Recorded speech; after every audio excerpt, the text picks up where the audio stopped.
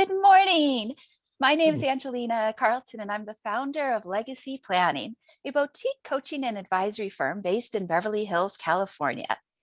I get to help clients define, develop, and execute their personal legacies. In other words, I get to go on exciting quests with each client as they explore and live out their life legacies.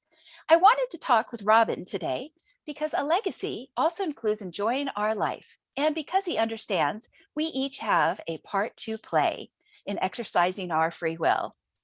So, for a little bit of background, Robyn is a software engineer with a penchant for 18th century fashion. About a decade ago, he became interested in attending costume balls, from luxurious dinner parties to all-night marathons. He has been expressing himself creatively by sewing and tailoring 18th century dresses for a number of years now. Robyn has produced some exquisite period fashions for both men and women. He also is working on a variety of literary and other artistic projects. So welcome, Robyn. Yeah, thank you for having me.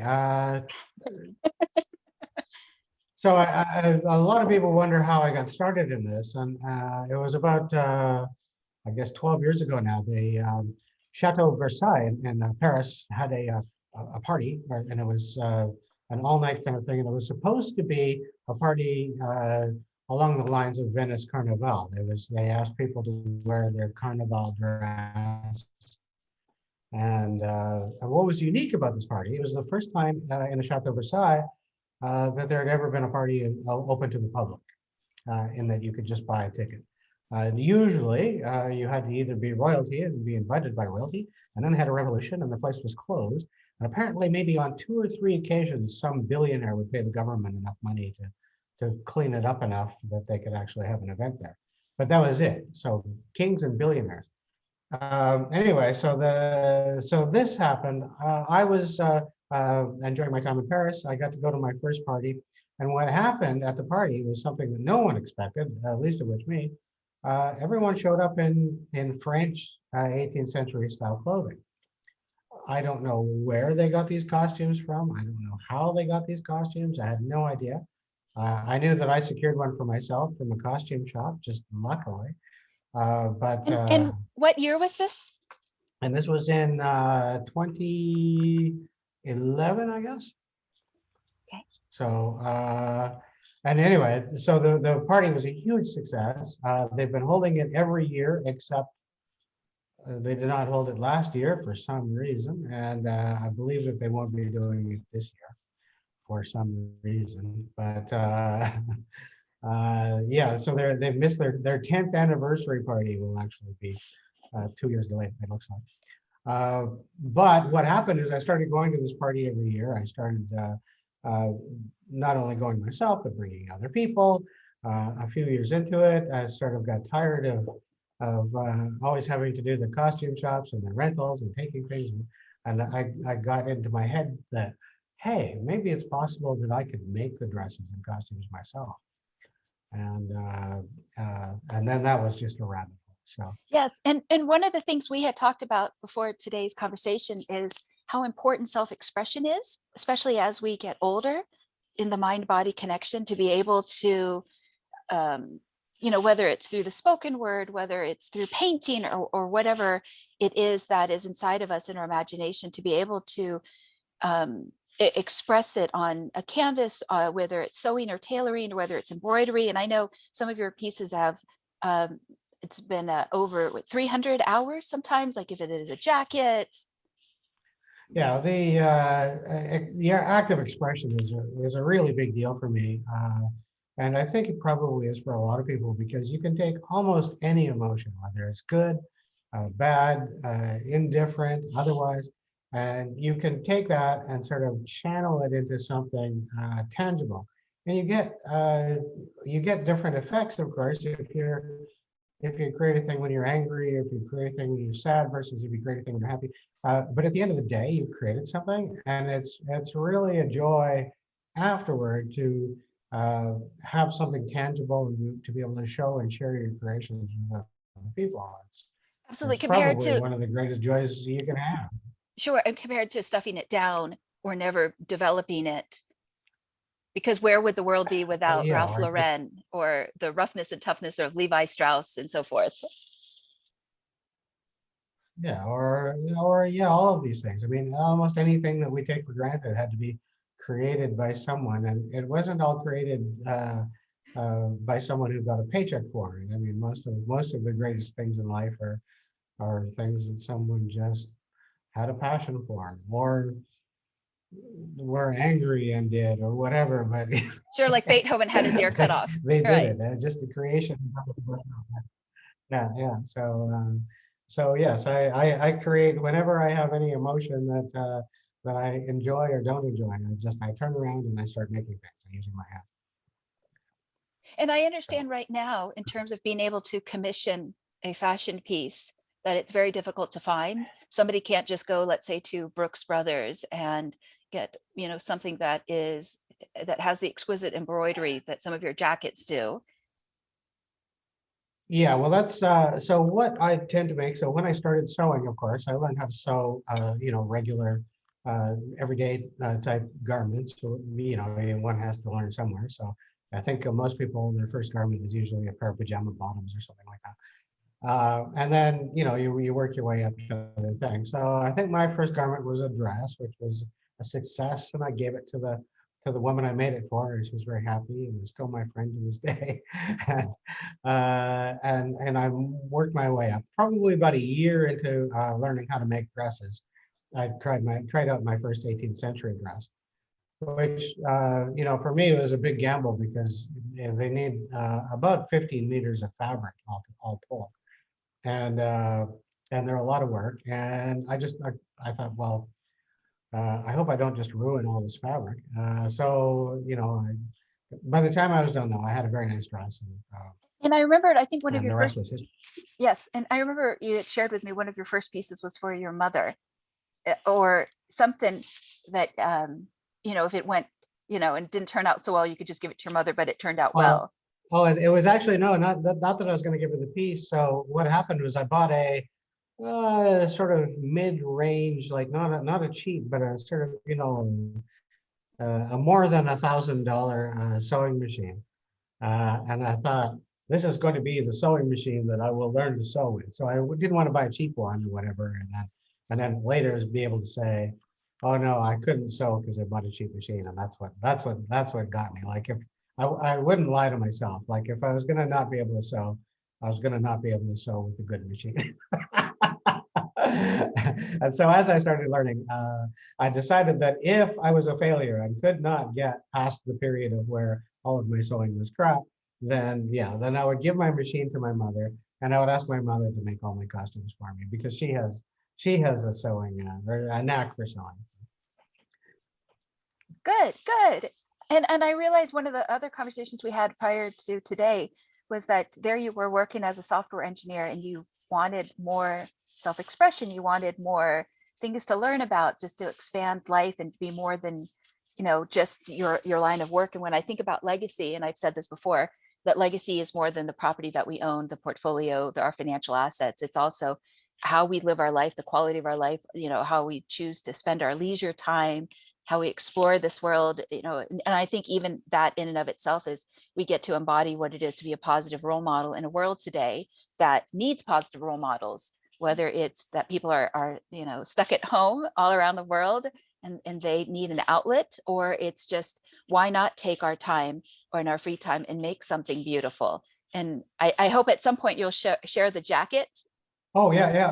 Yes. I'll do a little demonstration in just a minute. But yeah, that's really a big deal and part of how I got into and adhered to this hobby, because in software and in my profession, I create things for other people, and at the end of the day, they own those things. They own the intellectual property, and they go off and they make money with them, and then they hire somebody else like me to rewrite those things and overwrite my legacy. and it's all gone, and I have no control over what happens with my work. Now, all I end up at the end of the day is a paycheck, which is sometimes considerable, but that's it. There's not actually a thing. It's just some money. So Yes. at that point, then if I wanted to have a legacy, then I'd have to do something with the money. But what I do with my profession doesn't add up. It doesn't stack up. It doesn't, it doesn't acquire interest. It doesn't do anything.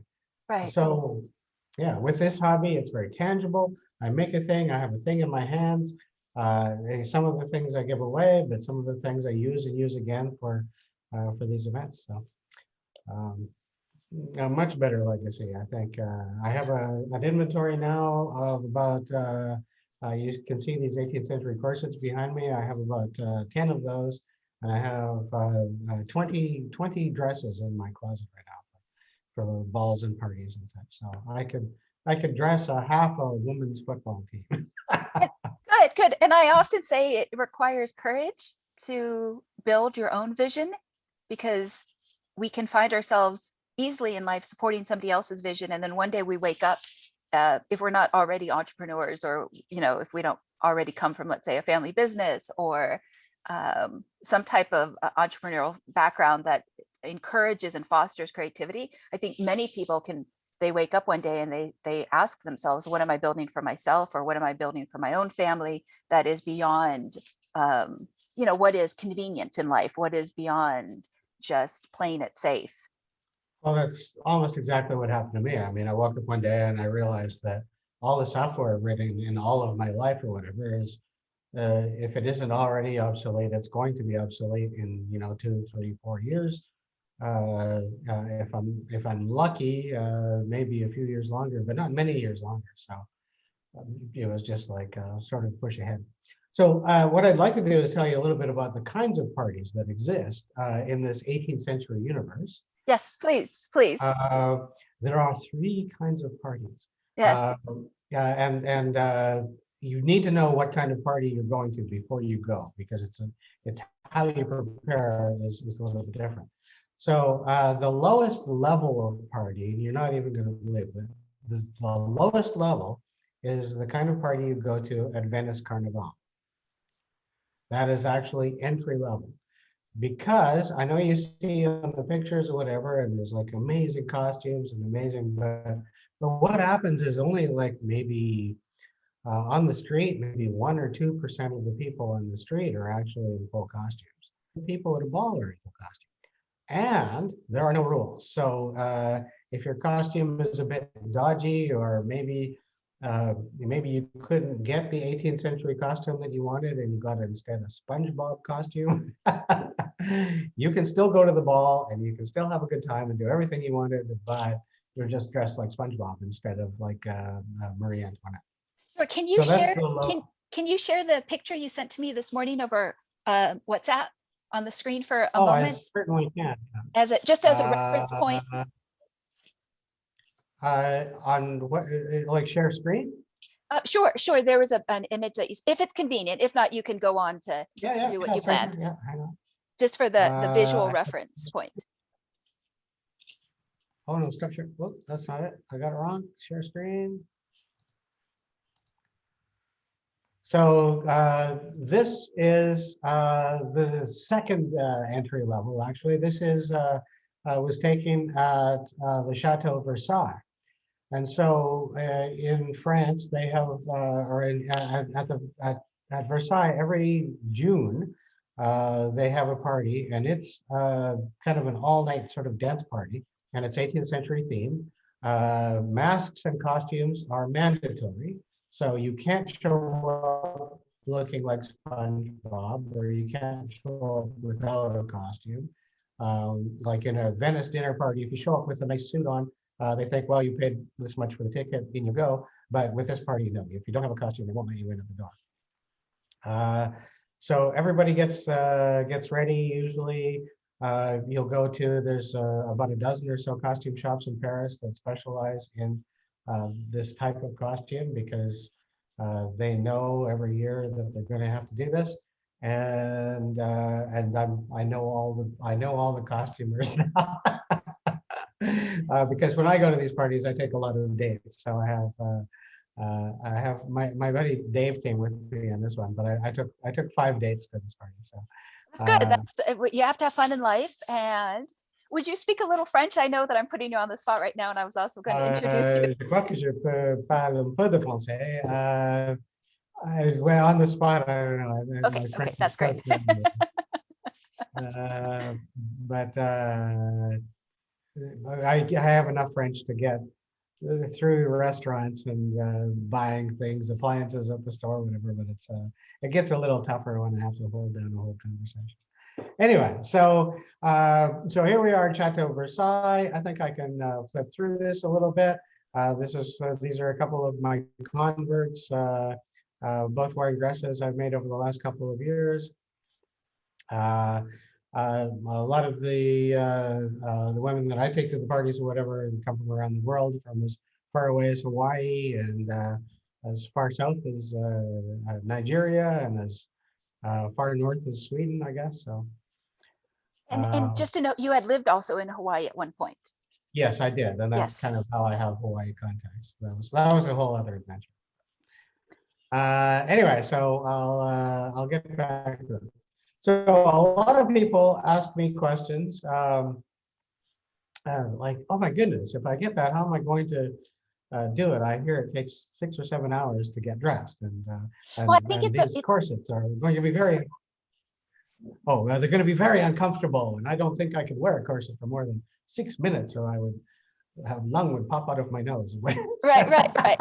And I think that there's also kind of a forgotten knowledge about this history, because unless it's like your parents tell you, or you get invited to a social gathering, it's so easy just to not know about, the 18th century, or to, see it on Netflix or something, to even have an understanding of this period in history that is still very much influential today. And I just also wanted to add that, one of the things I love is when I find a restaurant that might not be famous, but that has the best food. And I bring that metaphor up right now because I think that you have a talent, and you might not have a sign over your door that says, that you are some runway designer in Milan, but yet you have a skill that I think, especially today, it's like you can share this knowledge and you can share your passion for this subject, and the imagination is in all of us. We all have skills, and so anyway, so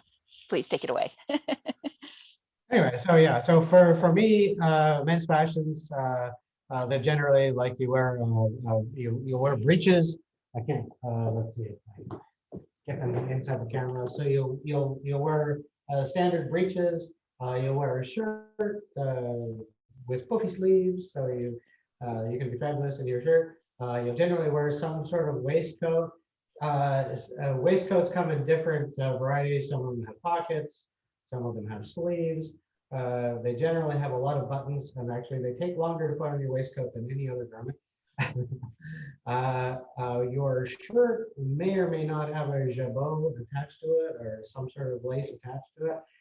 If it does not, you'll probably wear some sort of jabot. So you have suppose, and jabots can be huge. Sometimes they're very big and frilly. Sometimes they're just. This is more of a minimalist one I made myself. And a jabot is like a tie. So that's sort of, sorry, they can go in a couple ways. This one ties in the back. Some of them actually have two pieces, and you bring them around, fold them over, and tie them more like a cravat, and then you just poof all the lace together and make it look like a single thing. With this, on top of this, I would put on my jacket. And the 18th century jacket or frock coat, is very much like a modern jacket in a lot of ways, and in fact was the predecessor to the modern men's suit jacket. It has a very similar fit on the shoulders, on the front. You can see the shoulders come down past my shoulder. Now with women's fashions, the shoulders ended about here, and you'd have like a bit of a poof at the end. With the men's, they didn't do that. They sort of squared off the shoulders. They didn't go all the way to the 80s, but they went right to the corner of your shoulder. And that's for ease of movement if you had to use a sword or something like that. Now, this particular pattern, this is my very, very first jacket, my first attempt at tailoring. You can't see the mistakes, but I can see all the mistakes in it. The first thing that an aficionado would notice is that this is not an 18th century pattern. This is just this is actually a modern rose pattern. And what I did is I just started doing this again and again and again until I had a lot of them. And it kind of gave me an 18th century look by the time I was done. I did the same for my sleeves. Okay. And in some respects, I'm not even sure I'm finished with this jacket because usually you can do 1 or 2 rows of buttons. And I've actually made and prepared buttons for it, but I'm still indecisive about whether I want to have more color on this than I've already got. So, but this jacket's been a hit. Every time I've worn it somewhere, I've won first prize. It's a little And, close. and how many hours did it take? This one was my very first jacket, so probably an innumerable amount. So if a normal, like let's say if I was going to make a regular dress, that would take me about 4 hours. Okay. The first time I made a dress like that would take me probably 8, you know, to like to figure out all this goes here and whatever. With this, I probably had about, and because the embroidery went fairly quickly, but I was learning how to use the embroidery machine. So I think to remake this would take me about maybe 100 hours. To do it in the first place probably took me twice or 3 times. Okay. Because Yeah, I had to. I think it's just so marvelous that there you are and you have your regular daytime, gig, and then in the evenings and weekends and in your free time, you get to go off and on a whole new adventure that's historical and The most fun about this is I don't have to go to Versailles to wear it. I mean, I can walk outside right now and go and get milk if I want. So I can wear this whenever I want. I sure. can have people over. Sometimes we'll get dressed up and drink champagne. So I can have the 18th century party right here, right now, right today, anytime I feel like it. So And I'm I gonna take met this off because it gets a and bit warm. and I imagine that it is quite a conversation starter. It is. I was actually in DC. I went to British Columbia. Okay. no, DC. Oh, DC, District of Columbia. Okay. I went to this place called the Wilson House, Woodrow Wilson House, Okay. and they had a signing of the Treaty of Versailles party, and everybody went in 1920s clothes, and I didn't have any 20s costumes, but I actually had this costume with me for a friend of mine wanted to do a photo shoot. So I had this costume with me and I wore it to the party and they were like, oh, that's incredible. And of course they gave me first prize. So they owe me like a big dinner at the Wilson House. And then we went out and just went to a couple of DC hotels and I still wear that costume. And yeah, just everybody. It's yeah, I got a lot of attention. So Well, I think it's because it's so unique. I'm sorry, I just want to interrupt real quick. When I think about think about both lineages of my parents, when I think about some of the fashion that on my father's side of the family, just the amount of care and skill put into how they dressed. I mean, whether it was in the early 1900s or throughout the 18th century, when I look at black and white photographs, it just drops my jaw because there's a piece of that we might not carry forward today. And a part of it might be the conveniences of lifestyle. And, we just want to go to the grocery store, like you said, and get some milk and pick up some. I like with jackets in particular, like tailoring is a hard job. Like if you go out, you could go to a dozen meetups or 3 dozen meetups, whatever, and the chances of meeting an actual tailor is low. Like it's a rare profession. So people who can sew up a dress from a pattern or whatever are far more common in this world. But people who can make a jacket, they just I can't really explain why it's so difficult, but it's just really difficult. The jackets don't want to stay. The fabric doesn't want to stay where you put it. Like it doesn't want to. You have to. It's just you have to really work hard. Anyway, now here's what I'll show you next is these the corset. So this looks historically accurate, and it almost is historically accurate, with the exception of I have metal eyelets in mine, and back in the day they didn't. They used to hand sew these hand sewn eyelets, and it would take them 100 years or whatever per eyelet. And I'm terrible at hand sewing. I don't have the skill or the coordination to hand sew, which is why I'm a terrible tailor. But so with the hand sewing, that's out, and the eyelets would eventually wear out. So you'd have to repair them and re-sew them every now and then. And that's just too much work for me as a hobbyist. So I use the metal eyelets. When you wire this up, so the idea with this is, now in modern times, if you're a woman and you want to have a certain body shape, all you do is you go to the doctor and you say, hey, cut this off and take that out. And whatever. And freeze that fat. Yeah. And they were much more, if you can believe it, they were much more egalitarian back in the 18th century, because the fashion style was not to have a super narrow waist, but the fashion style was for things to be very flat from below your breasts to your waistline. They wanted that just to be, as you can see, flat. And why did they want that to be flat? It was so they could put a piece of artwork on there and you could show off how awesome your stomach was because you decorated it up with art. So when you put on this garment is the workhorse that carries the rest of all of your garments, all your dress, all the weight hangs off your waist.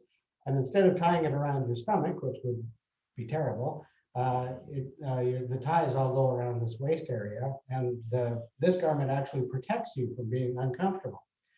The garment itself, you can wear at any, it doesn't matter what your real body shape is. You just tighten it, it's laces in the back, you tighten it according to how big you are on the top, how big you are in the middle, or whatever. And you can be pregnant and wear one of these. You can be it's not like what you talk about with 19th and 20th century corsets where they do waist training and they try and Sure. reshape you. Or like these were made to be comfortable. They were the workhorse of the industry, of the fashion industry then, and they were made to be worn all day. And when we do, what would you say made you a better artist as you progressed forward on this journey? Was there other couture fashion designers that you could learn from, or how did you develop your skill and talent? I've actually kind of been more of an autodidact. I've been kind of teaching myself all the way along. Okay.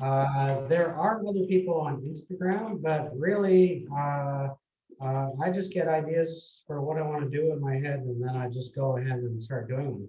Okay. And like with my white jacket here, I had an idea for that jacket, and it's not exactly 18th century.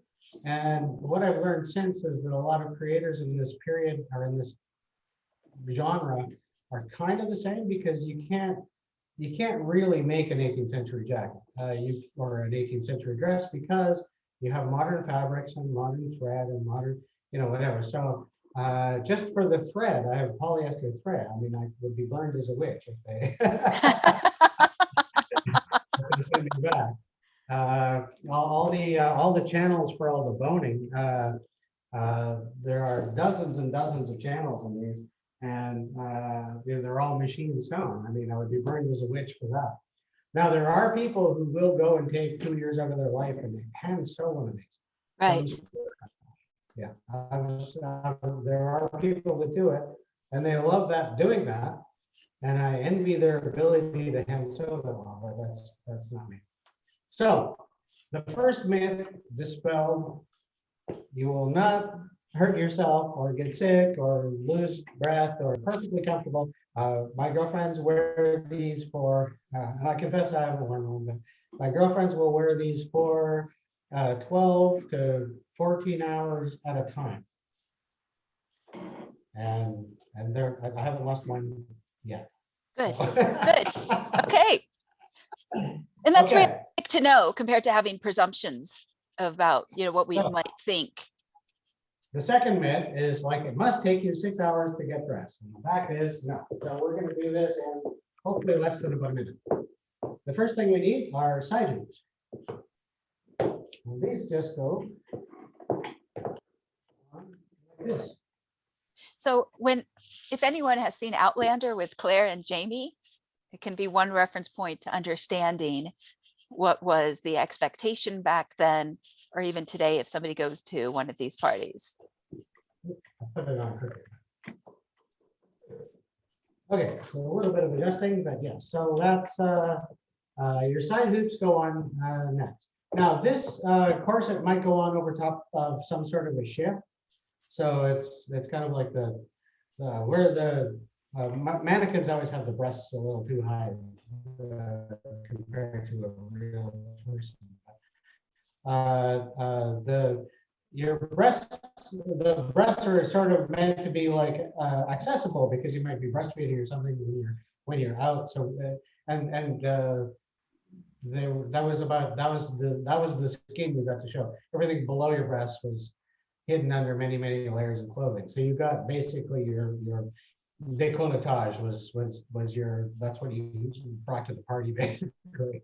So usually the breasts were kind of above the whatever, they would get covered up as according to your taste, but just barely. That was really the point of this period. Now, the next thing you do is, because these hoops on the side are metal, the next garment that you might put on over top of this would be like a quilt, and it would cover these hoops to make them smoother. But I haven't bothered with that just because I haven't been doing the really obscenely historical parties where they care that the hoops are showing or whatever. So the next is what's called the underskirt. So the underskirt is visible, but not very visible. The underskirt is only the first couple of inches of the underskirt are visible here. And trying to stay in the camera and not hide them doing. Okay. So this is a terribly poorly finished. I finished this skirt in a great hurry, so it's not very well finished. Okay. So what brings the most amount of happiness to you when you get to create this couture fashion? Well, I have to tell you that the greatest amount of joy is actually in I don't make these dresses for myself. I usually have someone in mind when I make these. And so for every time I make a dress, I'll have somebody in my life who will premiere the dress to some event. And so kind of the greatest joy is when I first get the dress on them. And there's always a transformation when you get dressed up like this. Like you transform from just like a regular, ordinary, boring person, and then all of a sudden you're a chevalier or a princess or whatever. Sure, the glamour comes out. Transformation has got to be. Oh, it's got to be the most fun you can possibly have.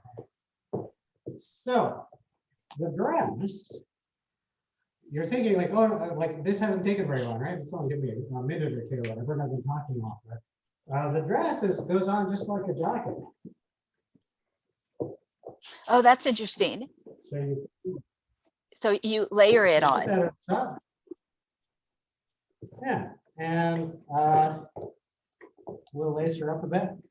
And this is why I generally tend to try and do these events in a big group, because all this lacing and everything, it's just you get everybody some champagne and you lace everybody up and have a good time. One person drinks while the other person laces.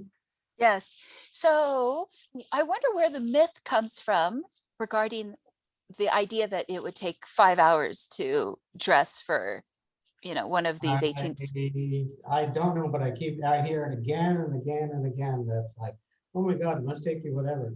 Now, I think part of the problem is, there's also, is it a myth? There's a myth that women take a long time to get dressed anyway. But it's a myth, right? So depends on the woman.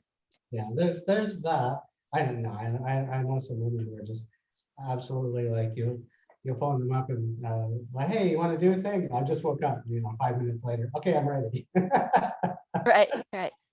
Not all women are, but there's a few.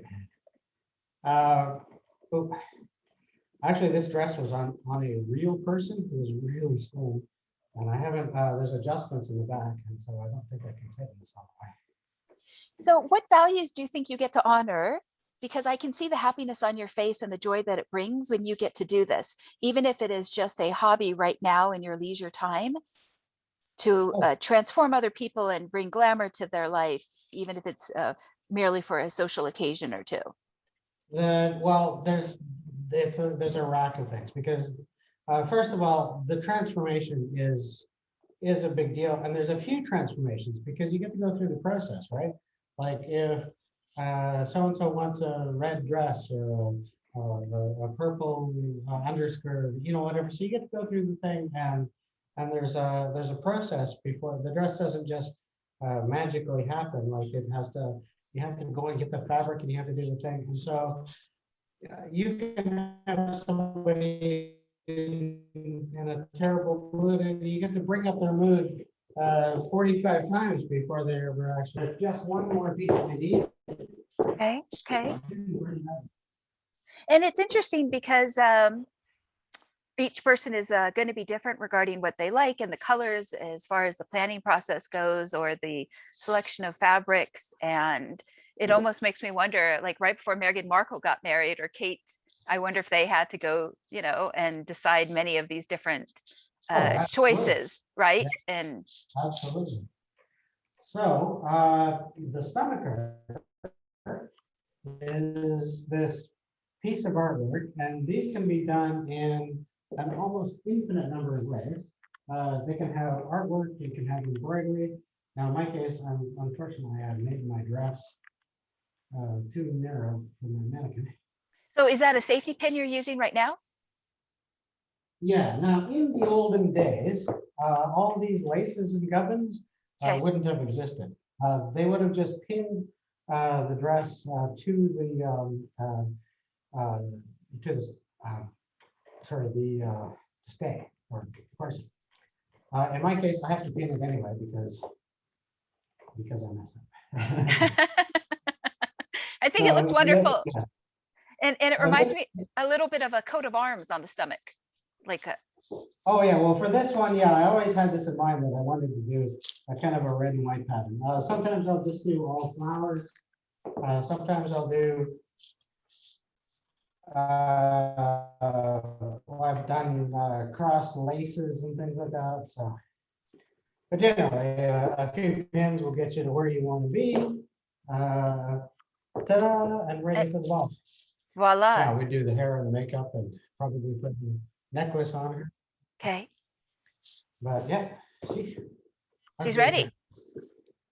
So you were describing before about some of the values that you get to honor and align your daily and weekly actions. And I think that's part of what brings the meaning to life. And yeah, well, for me, I have my own motivations, like a lot of people who make these things. There's one thing is the creator's sort of curse is you'll make a thing or it doesn't matter what you make a painting or you make a desk or something. It doesn't matter what you did. You'll make a thing and you'll look at it and you'll say to yourself, oh, I could have done that better. And it's every creator does this.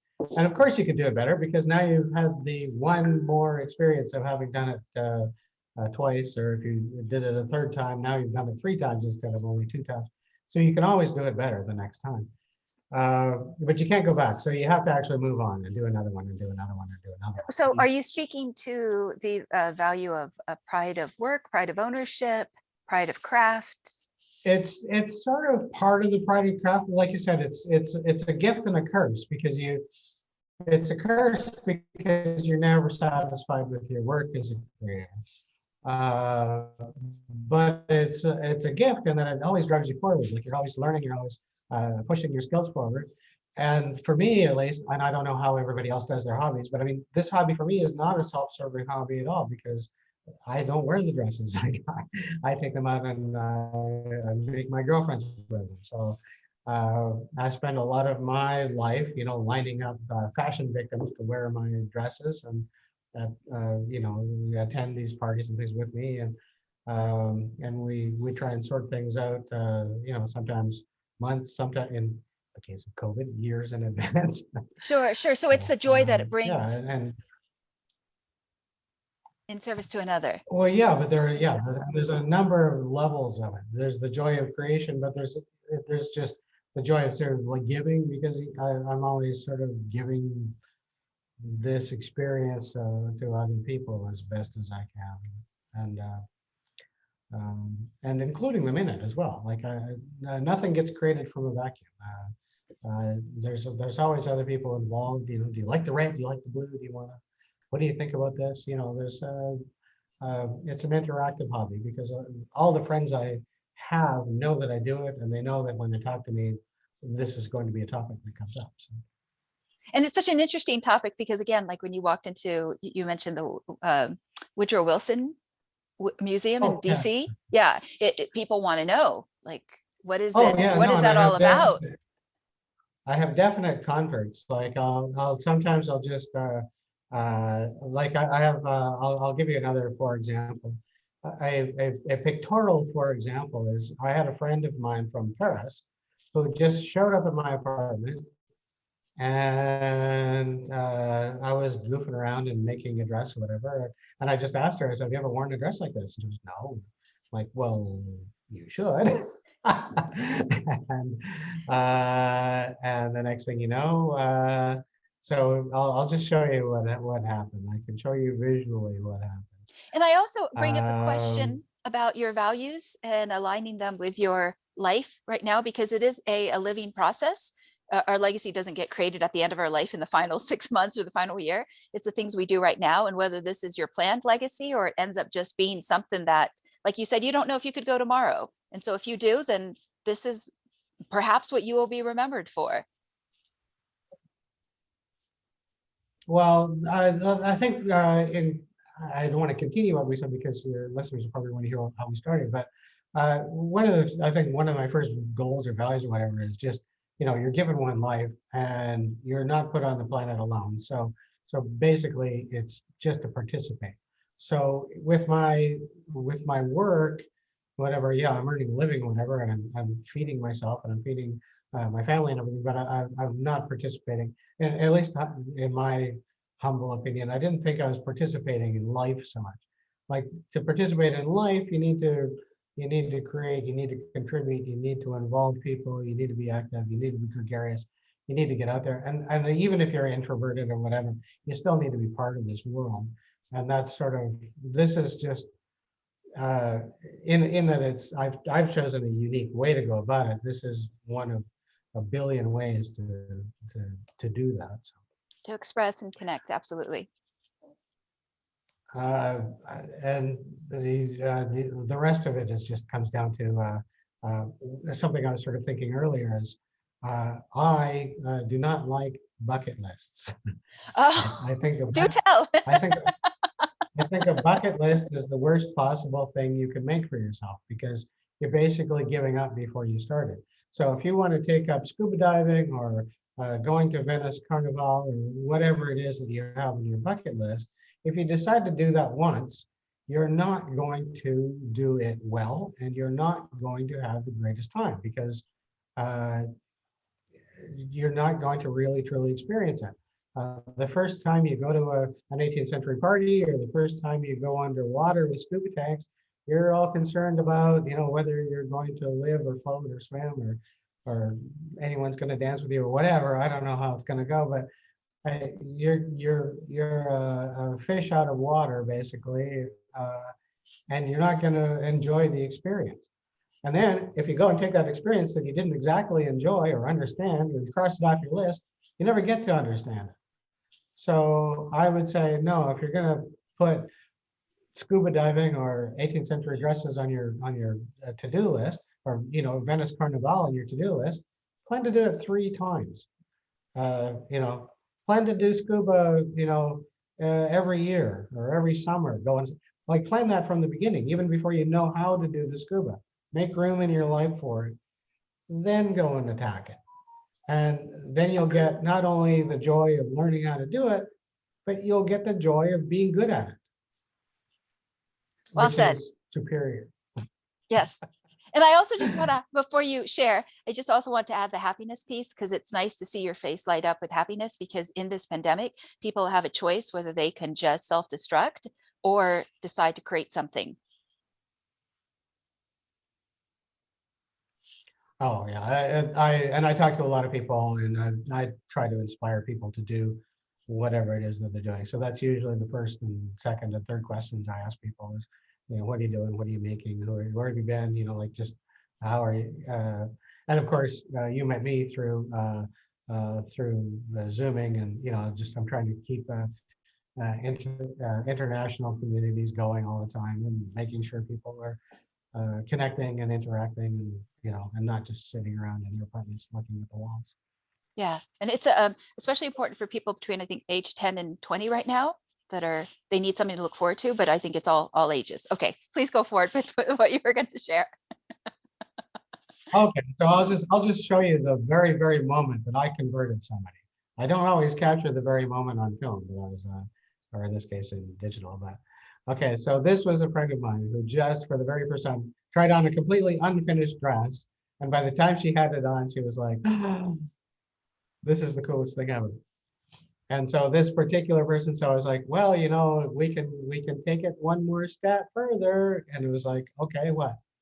And the next thing you know, I had her in in the corset, and we had the 18th century jewelry on her, and then the next thing you know is boom, she was at Versailles and partying with the rest of us. And it's glorious because it transforms somebody in how they see themselves. It was, yeah, very much so. This is Princess Emma, I call her now, but before she was just Emma. And yeah, Emma was just reluctant. She had no idea, but when she tried it, she was like, "Okay, I get it." And that's what a lot of people do with this particular thing. I've made a few converts, and as soon as they see how much fun it is, they just get it right away. So a good comparison is when I was younger, I always thought the best possible party would be like those black tie parties, with women in their evening gowns and men in their tuxedos and everything. And I thought that was just be the coolest thing ever.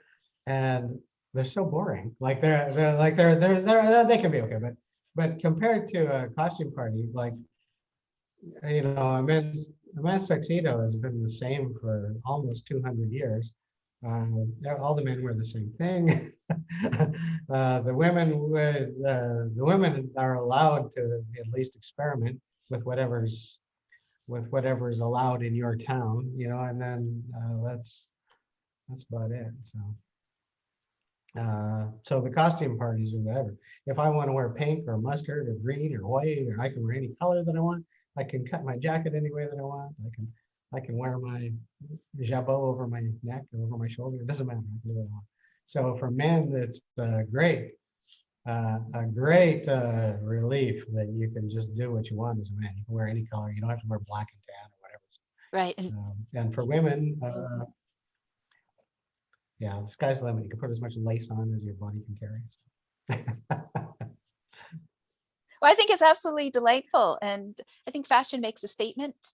It makes its mark on history. It can allow someone to see life through new eyes. And it also just makes the quest of life more adventurous and exciting and not so boring. Like you said, we're not confined to a box of just choosing a black and white tuxedo. It's the sky is the limit. And fun also is so important in life, fun and happiness. Because it can't just be all Well, work that's and no probably play. the biggest thing is for me, like, and if you would ask me 10 years ago if I would have fun doing this, I would have said no. But for me, the fun starts right from the beginning. Like I'll be in a fabric store, if you can believe it. I'm just like, because I can hardly believe it. I think I've been in the fabric store once or twice in my life beforehand to get like a tarpaulin or something, right? Like I need some whatever, and I just felt foreign and afraid when I was in the store. Now I go always straight to the back to the bargain part to see what all the bargains are. And then I'll slowly work my way to the front to see what the new stuff is. And I look at it and I see fabric and I see a bolt of fabric, whatever, and I think, oh, what can I make? What kind of a dress would come with that? What can I do with that? And so that's the fun starts there, and it expands out. I'll find a piece of fabric. I'll go online. Oh, I know. Anastasia said she wanted a blue dress. Maybe she'll like this blue. I'm like, what do you think? And that could turn into a thing, which could turn into a dress design, which could turn into, who knows what. So, Right. um, so it's, yeah, it's a lot of fun for me, but it's a lot of fun for the people in my life as well, because they get to see these raw pieces of fabric turned into dresses as we go. And it all comes to life. Would you share the blue jacket before we forget? Oh, yeah, yeah. So this is a thing I showed you earlier. Yes. My white jacket has been a hit, but it's not enough. I've decided to work on my new opus, which is this blue jacket that has taken me an age, I just think because of the difficulty in pattern. about 300 hours or And something. yes, I've got 300 hours, and part of the great expensive hours had to do with my having to put in some of the embroidery in the wrong place. So I had to pick it up, roughly 30,000 stitches. So this jacket, which won't go with the red, but it will go with the white pants, I suppose. So this jacket, I'll try and get a little close so you can see the detail of the embroidery. Thank you. Thank you. I don't know if It's my camera- gorgeous. And I hope that this can inspire people. So far, I have 850,000 stitches in this. So getting upwards of 1,000,000 stitches in one jacket.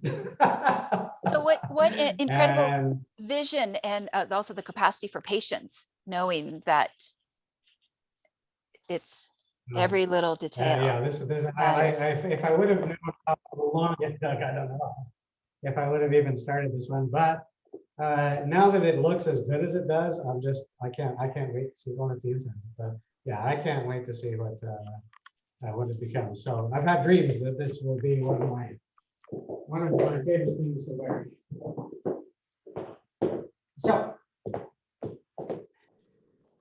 So thank you so much for sharing this morning. And tell me again, why does this matter to you? Oh my goodness. It's like I said, it wasn't a bucket list thing. It could have been. I mean, it was a thing that I did once and I didn't know if I could continue to do.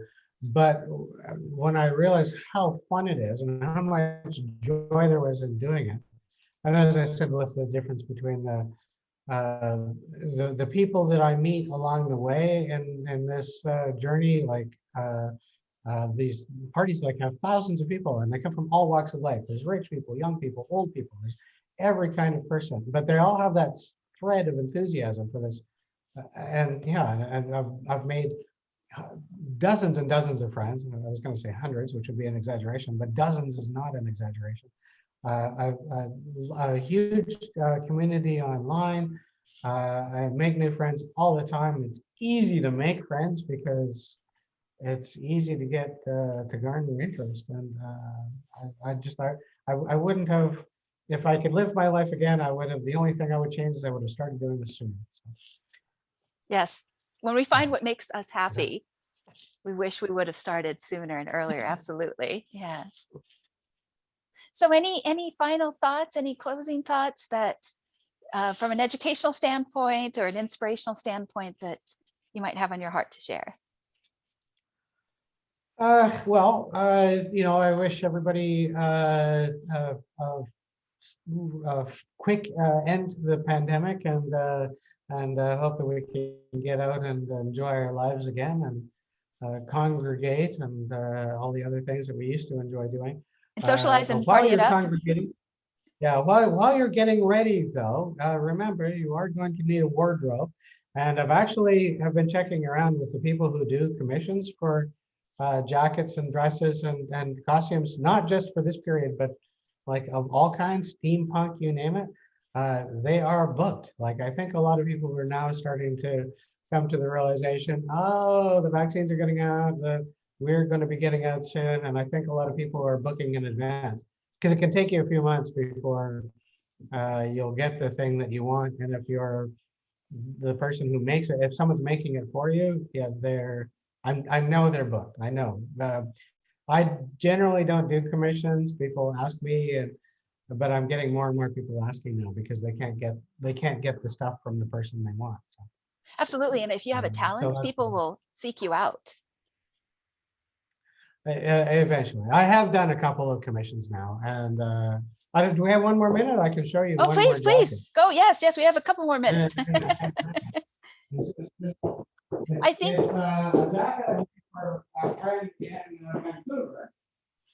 so. Your friend in Vancouver. And a long story. He was supposed to join me in. He was supposed to join me in at Versailles. So we had a. It was me and two of my friends. I made jackets for one other friend, and so he wanted to be a sort of like. He wanted a kind of a naval look and feel, Okay. but not to be, a shipmate. He wanted to be like the king of the navy or whatever. So this was the jacket I made. Oh, that's absolutely beautiful. Is that And he's more got like huge pockets.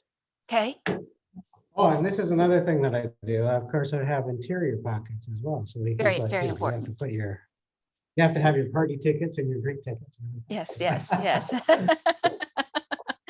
Is that style more? So yeah, How would you describe that style there? this is basically, it's exactly the same as the white jacket that I showed you, Okay, with the exception that this is a true 18th century pattern. okay, And it was lifted from a period jacket, then sort of transmitted electronically so that I could run it on my embroidery machine. I don't hand embroider, unfortunately. If I did, I would probably still be working on that jacket. And each of these sections or patterns, generally, it's anywhere from an hour to 3 hours on the machine, depending. So you set this one up, you run it, you set this one up, you run it. And so you can see how the hours add up. But anyway, fortunately, the bottom of the jacket eventually gets to you, and then you work on the other side. And these things do get done. It just takes a lot of patience. and I almost And wonder. that's, Go ahead, please. oh, I said, that's the nature of sewing. If you're Okay, not good at it, all you need is patience. very important to know.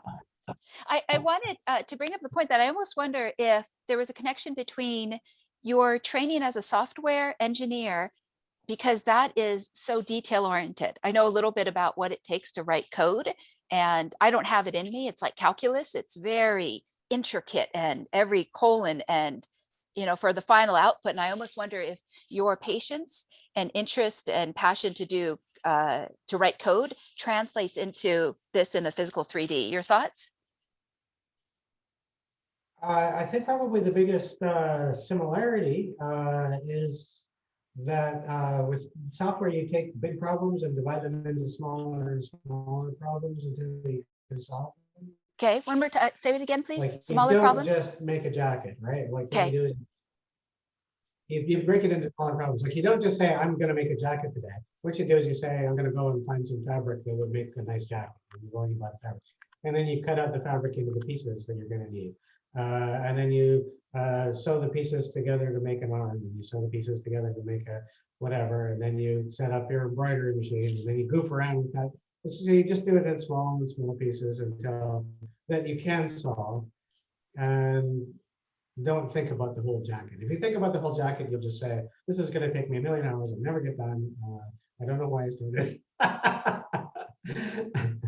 You want to wait till you're 100 hours into it and then say, why did I start this? But then it's too late and you have to finish it. And then here's what you get.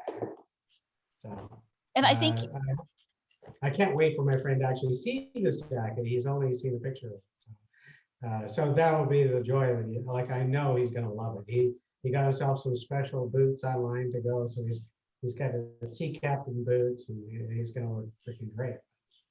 I can't wait to see him in it. I think that the happiness that it brings is beyond what I had said yesterday when we were chatting, that if somebody can cook their own meal, it brings a certain level of satisfaction because of the effort, the homemade effort put into when you cook your own meal. But when somebody can create their own jacket, there's both a joy to be able to give it and sharing that circle of happiness, but there's also just the sheer happiness and the pride of ownership that it's like you made that and you know that it came from your heart and your soul.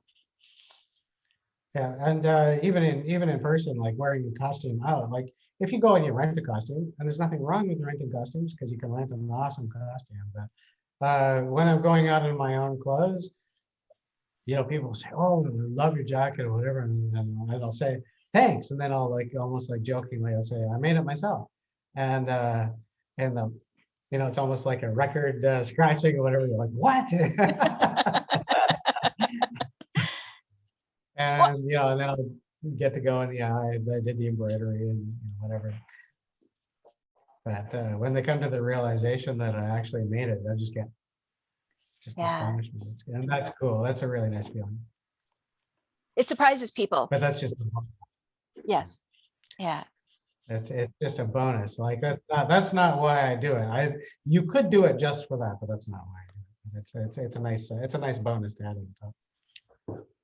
Well, very good. Thank you so much, Robyn, for chatting today. I very much appreciate that you were willing to provide a presentation as well as the how-to background for anyone that might have an interest, but they might not know where to start, but also just to provide another perspective to how we can maximize this pandemic time to be creative and imaginative compared to getting bogged down with, the things that we cannot control. So thank you. Thank you very much. Yeah, and you're very welcome. And if anyone wants to ask me any direct questions or anything after, I'm perfectly willing. I'm on the Instagram or whatever. So, Yes, please, if you would they share can check out. your Oh yeah, Instagram I'm handle at or Chevalier Robyn. But if you put a link at the bottom, if anyone wants to ask me questions, I'm more than happy to answer. So. okay.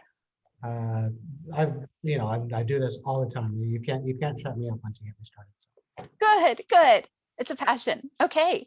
Well, I will make sure that I include your contact information in the show notes, and I will look forward to connecting again on this topic. And thank you again for exemplifying how you define, develop, and execute your personal life legacy. Cool. Thank you. Thanks for having me. Talk to you soon.